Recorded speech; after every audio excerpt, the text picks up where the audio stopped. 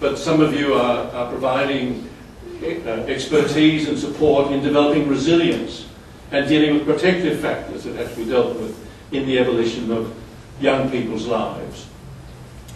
People are involved in the early development. Others are involved in the mental health services. And then there's the drug and alcohol services.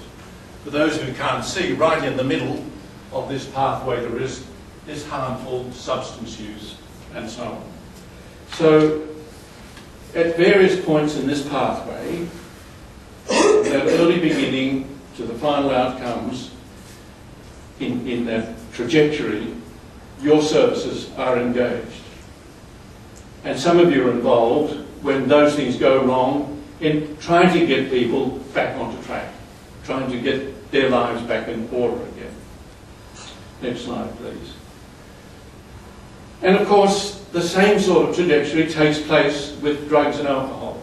From right down the left-hand end to using substances, alcohol and other drugs, and progressive progression through various stages to the end point, the sort of end points in the sense that Bernie was emphasising to us, the problems of social disadvantage, social handicap, marginalisations. Not only do individuals take that pathway, but those sorts of pathways are also taken in whole communities. And again, I make the point that these pathways are not isolated, unidirectional pathways.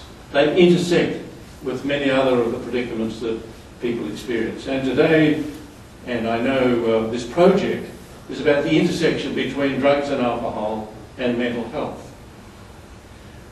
I think this idea of the pathways to risk is a very important way for us all to think. It's important, again, picking up something that Bernie talked about in many areas of social justice.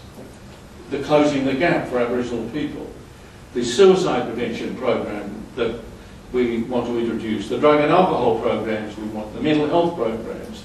I think this idea of conceptualising pathways to risk and where we can intervene and moderate those pathways are extremely important.